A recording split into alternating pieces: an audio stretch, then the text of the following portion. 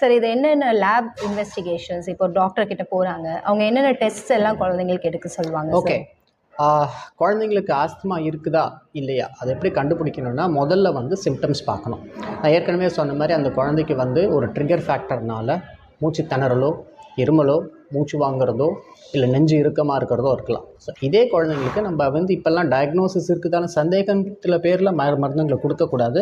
முடிஞ்ச அளவுக்கு நம்ம கன்ஃபார்ம் பண்ண பார்க்கணும். கன்ஃபர்மேஷன் பார்த்தீங்கன்னா எக்ஸ்ரே, பேசிக் லேப் இன்வெஸ்டிகேஷன்ஸ்க்கு வந்து பெருசாக எதுவும் தெரியாது. நுரையீரல் ஒழுங்காக வேலை செய்யுதா இல்லையா அது பார்த்துக்கிறதுக்கு லங் ஃபங்க்ஷன் டெஸ்ட் பண்ணலாம். பல்மனரி ஃபங்க்ஷன் டெஸ்ட்னு சொல்லுவோம். பல்மனரி ஃபங்க்ஷன் டெஸ்ட் வந்து யூஸ்வலாக இது வந்து ஒரு பேஷண்ட்ஸ் எஃபர்ட் டிபெண்ட் டெஸ்ட். அதாவது இது எக்கோ, இசிஜி மாதிரி கிடையாது. எக்கோ இல்லாட்டினா இசிஜி எடுக்கணும் அப்படின்னு சொன்னால் அவங்க போய் படுத்திங்கன்னா போதும், மிஷின் மேலே வச்சுட்டு மிஷின் ரிசல்ட்ஸோட என்ன ப்ராப்ளம்ட்டு. இது அப்படி கிடையாது. பேஷண்ட்ஸ் வந்து நம்ம சொல்கிற மாதிரி நல்லா தம் கட்டி வேகமாக 6 செகண்டுக்கு ஊற்றணும். வேகமாக 6 செகண்டுக்குன்றது வந்து அடல்ட்ஸாலே ஊத முடியாது. குழந்தைங்க கண்டிப்பாக ஊத மாட்டாங்க. 2 செகண்ட் 3 செகண்டோட நிறுத்திடுவாங்க. அதுங்களால் அந்த டெஸ்ட்டை பண்ணுறது பிரயோஜனம் இல்லை. ஆனால் அதுதான் ஒரு டெஸ்ட்டை பண்ணி தான் ஆகணும். அது ஒன்று. பட் இந்த காலத்தில் பார்த்தீங்கன்னா ஆசிலோமெட்ரின்னு ஒரு டெஸ்ட் வந்திருக்குது. ஆசிலோமெட்ரியில் வந்து ஸ்பைரோமெட்ரி மாதிரி நல்லா தம் கட்டி வேகமாலாம் ஊத வேண்டாம். ஆசிலோமெட்ரி பண்ணிங்கன்னா சாதாரணமாக மூச்சு இழுத்து விட்டாலே அதனாலே அவங்களுக்கு உள்ள ப்ராப்ளம் இருக்குதா இல்லையா, ப்ராப்ளம் இருக்குதுன்னா எந்த அளவுக்கு அதிகமாக இருக்குது, 3வது மருந்துகள் வேலை செய்யுமா செய்யாதா, 4வது மருந்துகள் வேலை செய்யும்னு ப்ரூவ் பண்ணனா ரிவர்சிபிலிட்டின்னு சொல்லுவோம். மருந்துக்கு முன்னே மருந்துக்கு பின்ன. Okay sir. வேலை செய்யுதுன்னா என்ன மருந்து கொடுக்கணும், எத்தனை நாளைக்கு கொடுக்கணும், எப்போ நிறுத்தணும், இந்த மாதிரி விவரங்கள் எல்லாமே அந்த டெஸ்ட்டில் கண்டுபிடிக்க முடியும். ஸோ சின்ன பசங்களை பொறுத்த வரைக்கும் குழந்தைங்களுக்கு 4 வயசுக்கு மேலே ஆஸ்துமா இருக்குதான்னு கன்ஃபார்ம் பண்ணணுன்னா ஆசிலோமெட்ரி ஒரு ரொம்ப நல்ல டெஸ்ட்டு. அது இல்லாமல் பீக் ஃப்ளோ மீட்டர்னு ஒரு டெஸ்ட் இருக்குது. ஒரு சின்ன டிவைஸ் மாதிரி இருக்கும். அதில் வேகமாக இழுத்து ஊதுனாங்கன்னா அது வேல்யூ மாறும். ஸோ உங்கள் மருத்துவரை கேட்டிங்கன்னா உங்கள் குழந்தைக்கு அதோட ஹைட்டு, வயசுக்கு ஏற்ற மாதிரி இதுதான் வேல்யூன்னு சொல்லுவாங்க. அந்த வேல்யூலேருந்து குறைய ஆரம்பிச்சதுன்னா, ஃபார் எக்ஸாம்பிள் ஒரு குழந்தைக்கு 200 இருக்கணும், 200 லிட்டர்ஸ் பெர் மினிட் ஊதணும். எவ்ரிடே மார்னிங் ஊத சொல்கிறீங்க, ஈவினிங் ஊத சொல்கிறீங்க, ரெகுலராக பண்ணிக்கிட்டே இருக்கீங்க. உங்கள் டாக்டர் என்ன சொல்கிறாரு, 200 இருக்கணும், 180 வரைக்கும் அக்செப்டபிள்னு சொல்கிறாரு. ஸோ இப்போ குழந்தைக்கு வந்து சளி பிடிக்குது, வீசிங் வர ஆரம்பிக்குது. எடுத்த உடனே 200லேருந்து டக்குன்னு 180க்கு வராது, கொஞ்சம் கொஞ்சமாக குறைய ஆரம்பிக்கும். அந்த பீக் ஃப்ளோ ரேட்டிங் கொஞ்சம் கொஞ்சமாக குறைய நீங்கள் நோட்டீஸ் பண்ணிட்டீங்கன்னா வீசிங் வர ஆரம்பிக்க போகிறது உங்களுக்கு முதல்லே தெரியும். பாதுகாப்பாக மருந்துகளை எடுத்து தவிர்த்துக்கலாம். ஸோ இதெல்லாம் பேசிக் இன்வெஸ்டிகேஷன்ஸ். அது இல்லாமல் நீங்கள் எக்ஸ்ரே உள்ள சளி இருக்குது, சளினால் வீசிங் வருது, அந்த சளி இருக்குதா எவ்வளோ இருக்குதுன்னு கண்டுபிடிக்கிறதுக்கு எக்ஸ்ரே எடுக்கலாம். பிளட் டெஸ்ட்டில் பெருசாக ஒன்றும் தெரியாது. பட் குழந்தைக்கு அலர்ஜி இருக்குதுன்னா, அலர்ஜி அதிகமானால் உடம்புல ஈஸ்னோஃபில்ஸ் அதிகமாகும். அது எந்த அளவுக்கு அதிகமாக இருக்குதுன்னு பார்க்குறதுக்காக பிளட் டெஸ்ட் பண்ணலாம். இன்ஃபெக்ஷன் இருக்குதுன்னா கவுண்ட்ஸ் இன்க்ரீஸ் ஆகுதா அப்படின்ட்டு பார்க்குறதுக்காக பேசிக் பிளட் டெஸ்ட் பண்ணலாம். அது இல்லாமல் ஸ்பெசிஃபிக்காக அலர்ஜி இருக்குதுன்னு போது ஐஜிஇ அப்படின்ற ஒரு டெஸ்ட் பண்ணுவோம், பிளட் டெஸ்ட்டு. அது அதிகமாகிறதுக்கு வாய்ப்பு இருக்குது. ஸோ இதெல்லாம் வச்சு பார்க்கும்போது குழந்தைக்கு அலர்ஜி இருக்குதா, அலர்ஜி இல்லையா, அவ்வளோதான் சொல்ல முடியும். பட் குழந்தையோட நுரையீரல் திறன் எவ்வளோ இருக்குது, எந்த அளவுக்கு ஆஸ்மா பாதிச்சிருக்குதுன்னு கண்டுபிடிக்கிறதுக்கு ஸ்பைரோமெட்ரி இல்லாட்டினா ஆசிலோமெட்ரி பண்ணுறது நல்லது. Okay sir. சார் இப்போ இதுக்கு ட்ரீட்மெண்ட் என்னென்ன ட்ரீட்மெண்ட்ஸ் எல்லாம் இருக்குது சார் சைல்டுஹுட் ஆஸ்மாக்கு? சைல்டுஹுட் ஆஸ்மாக்குன்னு சொல்லாமல் ஜென்ரலாக ஆஸ்மாவுக்கு ட்ரீட்மெண்ட்னு பார்த்தீங்கன்னா இது எங்கே பாதிக்கிற நோயின்னு பார்த்தீங்கன்னா நுரையீரல், மூச்சுக்குழா ஒரு ட்ரிகர்னால மூச்சுக்குழா சுருங்குது, ட்ரிகர் படுது, லங்கில் இன்ஃப்ளமேஷன் வருது, இன்ஃப்ளமேஷனால் மூச்சுக்குழல் சுருங்குது. ஸோ நம்ம 2 விதமான மருந்து கொடுக்கணும். ஒன்று இன்ஃப்ளமேஷனை சரி பண்ணுறதுக்கான மருந்து, 2வது மூச்சுக்குழா சுருங்கி இருக்கிறத விரிவடை வைக்கிறதுக்கான மருந்து, பிராங்கோ டயலைட்டஸ்ன்னு சொல்லுவோம். இன்ஃப்ளமேஷனுக்கான மருந்துங்கன்னு பார்த்தீங்கன்னா ஸ்டீராய்ட்ஸ் தான் பெஸ்ட் மெடிசன். நான் ஸ்டீராய்ட்ஸை 4-5 விதமாக கொடுக்கலாம். 1 மாத்திரைகளாக கொடுக்கலாம், 2வது சிரப்பாக கொடுக்கலாம், 3வது இன்ஜெக்ஷன்ஸாக கொடுக்கலாம், 4வது இன்ஹேலர்ஸாக கொடுக்கலாம், இல்லை நெபுலைசர்ஸாக கொடுக்கலாம். இது 5 விதமாக நம்ம மருந்துகளை கொடுக்கலாம். இன்ஹேலர்ஸில் மாத்திரை மூலமாக நீங்கள் ஒரு மருந்து கொடுத்தீங்கன்னா, இல்லை சிரப் மூலமாக கொடுத்தீங்கன்னா அந்த குழந்தைங்க முழுங்கும், வயிற்றுக்கு போயிட்டு கரையும், ரத்தத்துக்கு வரும், ரத்தம் மூலமாக நுரையீரலுக்கு வந்து வேலை செய்ய ஆரம்பிக்கும். ஸோ இந்த ப்ராசஸ் நடக்கிறதுக்கு ஒரு 1/2 மணி நேரம் இல்லை 3/4 மணி நேரம் ஆகும், லேட் ஆகும். அது இல்லாமல் மருந்து கலந்து ரத்தம் மூலமாக பரவறதுனால ரத்தம் உடம்பு ஃபுல்லாக போகும், மருந்தும் உடம்பு ஃபுல்லாக போகும். ஸோ பக்க விளைவுகள் வர்றதுக்கு வாய்ப்புகள் அதிகம். இன்ஜெக்ஷன்ஸ் அதுதான். இன்ஜெக்ஷன்ஸ் வந்து டைரெக்டாக பிளட்டில் மிக்ஸ் ஆகிறதுனால மேபி கொஞ்சம் சீக்கிரமாக வேலை செய்யும். மாத்திரைக்கு 3/4 மணி நேரம்னா இன்ஜெக்ஷன்ஸ்க்கு ஒரு 1/2 மணி நேரம் இல்லை 20 நிமிஷம் ஆகும். பட் ஸ்டில் அதனாலையும் சைடு எஃபெக்ட்ஸ் வரும். 3வது இன்ஹேலர்ஸ். வாயில் உரியிற மருந்துங்க, இல்லை பஃப் அடிச்சுக்கிறது, இல்லைன்னா நெபுலைசர்ஸ் கொடுத்தீங்கன்னா மருந்துகள் நேரடியாக நுரையீரலுக்கு போகும். 2 நிமிஷம் இல்லை 3 நிமிஷத்தில் வேலை செய்ய ஆரம்பிக்கும். அதோட முக்கியம் வந்து பக்கவிளைவுகள் கிடையாது, ரொம்ப கம்மி தான். பக்கவிளைவுகள்ன்றது பார்த்தீங்கன்னா ப்ராக்டிக்கலி எதுவுமே இருக்காது, ஏன்னா ரத்தத்தில் மிக்ஸ் ஆகிறது கிடையாது. இதுதான் முக்கியமான விஷயம். Inhalers R the best medicine, be it in the form of இன்ஹேலர்ஸாக இருக்கலாம், இல்லாட்டினா டிபிஐயாக இருக்கலாம், இல்லை நெபுலைசர்ஸாக இருக்கலாம். அது என்ன எப்படின்னு நான் சொல்கிறதுக்கு முன்னாடி ஒரு முக்கியமான விஷயத்தை நான் கிளாரிஃபை பண்ணிக்க விரும்புகிறேன். ஃபஸ்ட்டு நான் வந்து ஒரு அப்பாவுக்கோ இல்லை அம்மாவுக்கோ பெற்றோருக்கு வந்து உங்கள் குழந்தைக்கு ஆஸ்மா இருக்குதுன்னு சொன்னாலே பயந்துருவாங்க. அது வந்து ஏதோ ஒரு பெரிய பரம்பரையாக பெரிய ஒரு வியாதி, என்னால் சொசைட்டியில் நடமாடும் போதே நினைக்கிறாங்க. இது நிச்சயமாக கிடையாது. தலைவலி ஜுரம் மாதிரி இது ஒரு சாதாரண வியாதி, மருந்துங்களை ப்ராப்பராக கண்டுபிடிச்சி கொடுத்தா சரியாயிடும். ரெண்டாவது, நான் இன்ஹேலர்ஸ் கொடுக்கணும்னு சொன்னாலே பயப்பட ஆரம்பிப்பாங்க. டாக்டர், எங்கள் பக்கத்து வீட்டில் ஒரு குழந்தைக்கு இன்ஹேலர் எடுத்துக்கிட்டு இருக்காங்க, லைஃப் லாங்காக எடுக்கணும்னு சொல்கிறாங்கன்னுவாங்க.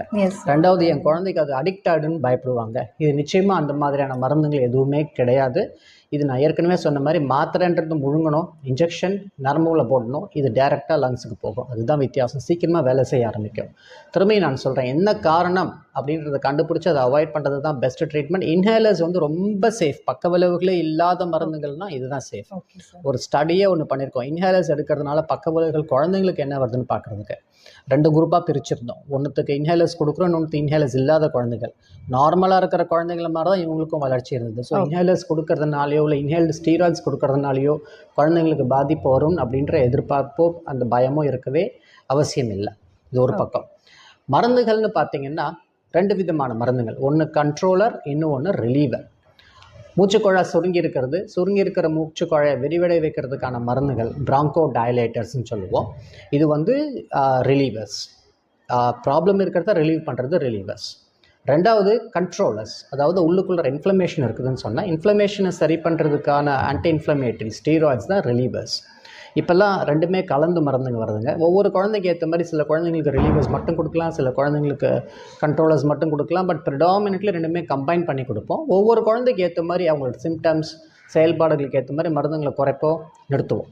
நெவர்த்லெஸ், மூச்சுக்குழாய் ரொம்ப அதிகமாக சுருங்கி மூச்சு திணறல் அதிகமாகுது, அக்யூட் எக்ஸாசர்பேஷன் சொல்லுவோம். அந்த மாதிரி தான் வந்து நான் ஏற்கனவே சொன்ன மாதிரி அந்த அல்லு தூக்கி போடுறது, மூச்சுக்குழாயெல்லாம் சுருங்கிறது, தசைகள் சுருங்கிறதுலாம் வரும். அப்போ வந்து ஒரு ஷார்ட் கோர்ஸ் ஓரல் ஸ்டீராய்ட்ஸ் கொடுப்போம். அதில் பயப்படுறதுக்கு எதுவும் இல்லை. உங்கள் மருத்துவர் சொல்கிற மாதிரி கொடுத்துட்டு கொஞ்சம் கொஞ்சமாக குறைச்சி நிறுத்தினீங்கன்னா அது ரொம்ப சேஃபான மருந்துகள். ஹேவிங் செட் தட், எந்தெந்த மருந்துகள் இன்ஹேலர்ஸில் எப்படி கொடுக்கலான்னு பார்க்கலாம். ஸோ ஃபஸ்ட்டு வந்து நாங்கள் கொடுக்கறது வந்து இது வந்து எம்டிஐஸ்ன்னு சொல்லுவோம், மீட்டர் டோஸ் இன்ஹேலர்ஸ். இதுதான் இன்ஹேலர்ஸ்னு ஜென்ரலாக சொல்லுவோம். இதுக்கு உள்ளே வந்து மருந்து இருக்கும். இதை மருந்தை வந்து ப்ரெஸ் பண்ணிவிட்டு நல்லா குலுக்கிட்டு மூடியை திறந்துட்டு வாயில் வச்சு டைரெக்டாக அடித்தா இதில் மருந்து கிடையாது, பிளாசிபோ தான். மருந்து இப்படி வெளியில் வரும், அது அந்த குழந்தைங்கள சுவாசிக்கணும். பட் 90-95% பார்த்திங்கன்னா இந்த மருந்தை வந்து வேஸ்ட்டாக தான் போகும். முக்கியமான ஒரு விஷயம், வாயில் வச்சு காற்றை இழுக்கிறதுக்கும் இந்த மூச்சுக்கு இது ப்ரெஸ் பண்ணுறதுக்கும் ஒரே சமயத்தில் இருக்கணும். நிறைய சமயம் மருந்து வேஸ்ட் ஆகும். ஹேண்ட் கோஆர்டினேஷன் சொல்லுவோம், ஹேண்ட் மவுத் கோஆர்டினேஷன் இல்லாமல் இருக்கிறதுனால மருந்துகள் வேஸ்ட் ஆகிறதுக்கு நிறைய வாய்ப்புகள் இருக்குது. ஸோ அதுக்காக இந்த காலத்தில் நாங்கள் வந்து ஸ்பேசர்னு ஒரு டிவைஸில் வச்சு கொடுக்க சொல்லுவோம். இந்த ஸ்பேசரில் பார்த்திங்கன்னா இந்த பக்கத்தில் இந்த இன்ஹேலரை ஃபிட் பண்ணுறோம், நல்லா குலுக்கிடணும். எப்போ யூஸ் பண்ணும்போது நல்லா குலுக்கணும். இங்கே இதை ஃபிட் பண்ணிடணும். மருந்தை ப்ரெஸ் பண்ணிட்டாங்கன்னா மருந்து இதுக்கு உள்ளே வந்துடும், எங்கேயும் வெளியில் போகாது, வேஸ்ட் ஆகாது. இந்த பக்கத்தில் குழந்தைங்கள வாய் உள்ளே வச்சுக்கிட்டுத மெதுவாக மூச்சை இழுத்து மூச்சை பிடிக்க சொல்லுவோம், வாய் வழியாகவே மூச்சு விட சொல்லுவோம். இதில் ஒரு வால்வு இருக்கும், ஸோ காற்று போய்ட்டு மிக்ஸ் ஆகாது மருந்தோட. ஸோ இதை திறந்து இப்படி கொடுக்க வச்சுட்டு ப்ரெஸ் பண்ணிட்டோன்னா இது வழியாகவே மருந்து சுவாசிக்கலாம், மருந்து வேஸ்ட் ஆகாமல் இருக்கும். இன்னும் சின்ன குழந்தைங்களுக்கு பார்த்திங்கன்னா இது கூட கோஆர்டினேஷன் சரியாக வரலன்னா நாங்கள் இந்த மாதிரி ஒரு மாஸ்க்குன்னு வரும், பேபி மாஸ்க்குன்னு சொல்லுவோம். இந்த மாஸ்கோட இந்த பக்கத்தில் இதை ஃபிட் பண்ணிடுவோம். ஸோ இது வாயில் மூக்கிலையும் வச்சு கொடுத்தாங்கன்னா இன்னும் பெட்டராக இருக்கும். இது 3மே சேர்ந்து ஒரே கிட்டாக வரும், அதுவும் அவைலபிள். ஸோ நீங்கள் தனித்தனியாக அசம்பிள் பண்ண வேண்டாம், டைரெக்டாகவும் கொடுக்கலாம். ரொம்ப சின்ன குழந்தைங்களுக்கு அதை கொடுக்கலாம். இன்னும் கொஞ்சம் பெரிய பசங்க 8 வயசுக்கு மேலே அப்படின்னு பார்த்தீங்கன்னா ட்ரை பவுடர்ஸ்ன்னு சொல்லுவோம். ட்ரை பவுடர் அப்படின்றது வந்து ஒரு கேப்சூல் மாதிரி வரும், இந்த டிவைஸில் போட்டு உரிய சொல்லுவோம். இதை ஃபுல்லாக திறந்துக்க சொல்லுவோம். அந்த கேப்சூலை இதுக்குள்ளார போட்டுருக்கணும். கேப்சூல் வந்து ஒரு பக்கம் கலர்டாக இருக்கும், இன்னொரு பக்கம் டிரான்ஸ்பரண்ட்டாக இருக்கும். கலர் பக்கத்தை மேலே, டிரான்ஸ்பரண்ட் சைட் கீழே வர மாதிரி இது உள்ளே போட்டுருணும். ஏன்னா அப்போ தான் உள்ளே மருந்து இருக்கிறது தெரியும். இதை உள்ளே போட்டுட்டு இதை மூடிட்டிங்கன்னா மிஷின் ஓட்ட போட்டுரும். இது குழந்தைங்க வாயில் வச்சு வேகமாக உரியணும். இன்ஹேலரில் மெதுவாக உரியணும், இதில் வேகமாக உரியணும். உறிஞ்சி ரெண்டுத்துலையுமே மூச்சை இழுத்து பிடிச்சிக்கிட்டாங்கன்னா மேபி ஒரு 5 செகண்ட்ஸ் ஒரு 10 செகண்ட்ஸ் ஒரு அவங்களால எவ்வளோக்கு முடியுமோ மூச்சை பிடிச்சிக்கிட்டு மூச்சை விட்டுட்டாங்கன்னா ப்ராப்ளம் வராமல் இருக்கும். ஒன்று ஞாபகத்தில் வச்சுக்க வேண்டியது, இந்த மருந்தும் இன்ஹேலரை டைரெக்டாக வாயில் அடித்தாலும் 70% மருந்து வந்து தொண்டையில் தான் அடைச்சிக்கிட்டு இருக்கோம். அது க்ளீன் பண்ணுறதுக்கு ஒவ்வொரு தடவை யூஸ் பண்ணிட்டதுக்கப்புறமா சாதாரண தண்ணியில் தொண்டையும் வாயும் கொப்பளிச்சு துப்பிடணும். ரொம்ப சேஃபான மெடிசின்ஸ் இது. ஸோ இதுதான் பேசிக்லி. இன்னும் சின்ன குழந்தைங்க கொஞ்சம் அடம் பிடிக்கிற குழந்தைங்க, இந்த மருந்துங்க வேண்டான்னு நினைக்கிற குழந்தைங்களுக்கு, இல்லை ரொம்ப சிவியர் அக்யூட் ஆஸ்மாவாக வரும்போது இதெல்லாம் வாயில் உரியவும் முடியாது. அந்த நேரத்தில் நெபுலைசர்ஸ் வைக்க சொல்லுவோம். நெபுலைசர்ஸ் உங்களுக்குலாம் எல்லாத்தையும் ஒரு குட்டி மிஷின் மாதிரி இருக்கும். This is a nebuliser. இந்த நெபுலைசரில் இந்த டியூப் மாதிரி இருக்கும். இதை ஃபிட் பண்ணிவிடுவோம். அதுக்குள்ளார மருந்தை போட்டுட்டு இந்த எண்டில் இதை ஃபிட் பண்ணிவிடுவோம். மிஷின் ஆன் பண்ணிட்டா மருந்து இதில் வரும். ஸோ குழந்தையோட மூக்கையும் வாயும் சேர்த்து மூடிக்கிட்டாங்கன்னா அழகாக மருந்து உள்ளே போயிடும். இதுவும் அதே பிரின்சிபல் தான். இது மூணுமே inhalers or DPIs or nebuliser. Basic principal வந்து மருந்துங்களை இன்ஹேல் பண்ணால் நுரையீரலுக்கு நேரடியாக போகும். 2லேருந்து 3 நிமிஷத்துக்குள்ளார அதோட வேலையை ஆரம்பிக்கும். எந்த மருந்து கொடுக்குறோமோ அதோட டியூரேஷன் இப்போல்லாம் சொன்ன மாதிரி 3 மணி நேரத்துலேருந்து 12 மணி நேரம் வரைக்கும் வேலை செய்கிற மருந்துங்கள்லாம் இருக்குது. அது உங்கள் மருத்துவர் வந்து ஒவ்வொரு குழந்தைக்கு எது நல்லதுன்ட்டு அவங்க டிசைட் பண்ணி சொல்லுவாங்க. ஒரு சிறிய இடைவேளைக்கு பிறகு மீண்டும் தொடரலாம்.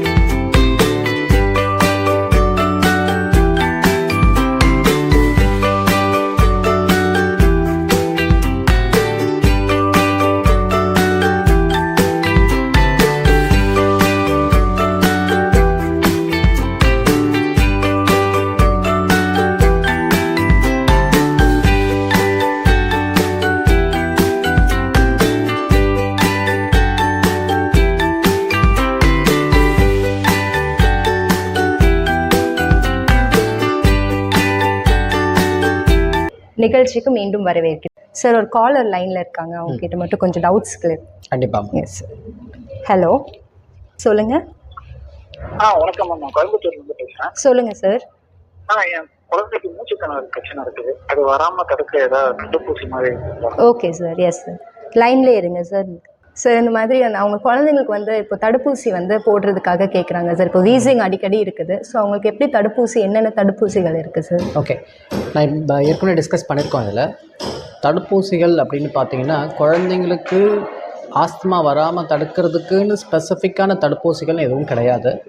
ஆஸ்துமாவுக்கான காரணங்கள் என்னன்னு கண்டுபிடிக்கிறோம்.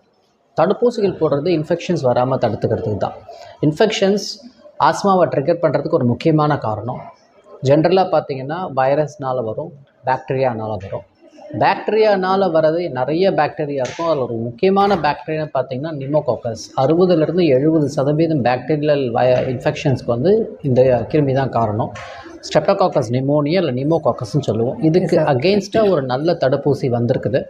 ஸோ உங்கள் மருத்துவர்கிட்ட பேசி அந்த தடுப்பூசியை 2 வயசுக்கு மேலே எந்த குழந்தைங்களுக்குமே கொடுக்கறது ரொம்ப நல்ல விஷயம். இது வந்து நிமோனியா, அதுவும் ஸ்ட்ரெப்டோகாக்கஸ் நிமோனியானால் ஆஸ்மா வராமல் தடுக்கிறதுக்கு. அனதர் முக்கியமான காரணம் பார்த்திங்கன்னா வைரஸ்னால வரும்.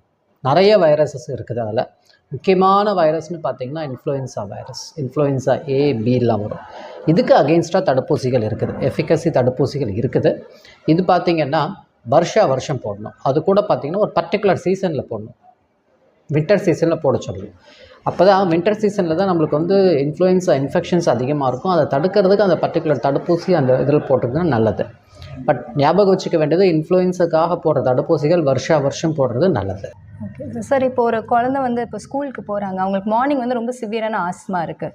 ஸோ இப்போ இன்ஹேலர் எடுத்துக்கிட்டாங்க சார். ஸோ அது கண்டினியூஸாக அவங்க வந்து ஸ்கூலுக்கும் போய் அடுத்த பஃப் எடுத்துக்கணுமா, இல்லைன்னா அதை வந்து கண்டினியூஸாக அந்த டே ஃபுல்லாகவே அந்த மெடிசன் ரிவைவ் பண்ணுமா? ஓகே, குழந்தைங்களுக்கு பார்த்திங்கன்னா பேசிக்லி நான் இப்போல்லாம் சொன்ன மாதிரி 12 மணி நேரம் வரைக்கும் வேலை செய்யக்கூடிய மருந்துகள்லாம் இருக்குது. Okay sir. ஸ்கூலுக்கு அனுப்பும்போது கொடுத்து அனுப்பிச்சிடலாம், ஸ்கூல் விட்டு வந்தோடனே கொடுக்கலாம். 12 மணி நேரம் வேலை செய்யக்கூடிய மருந்துகள்லாம் இருக்குது. இன்னும் சில மருந்துகள் இல்லை 3 மணி நேரம் தான் வேலை செய்யும் அப்படின்னும் போது த நெக்ஸ்ட் ஆப்ஷன் ப்ராபப்ளி நீங்கள் உங்கள் ஸ்கூல் டீச்சரோட போய் பேசலாம். இந்த மருந்து 4 மணி நேரத்துக்கு ஒரு தடவை கொடுக்க சொன்னாங்கன்னு சொல்லலாம், அவங்கள கொடுக்க வைக்கலாம். இப்போல்லாம் ஆல்மோஸ்ட் ஆல் த ஸ்கூல்ஸ்லேயும் குட்டி கிளினிக்ஸ் இருக்குது, அவங்க கொடுக்க வைக்கலாம்.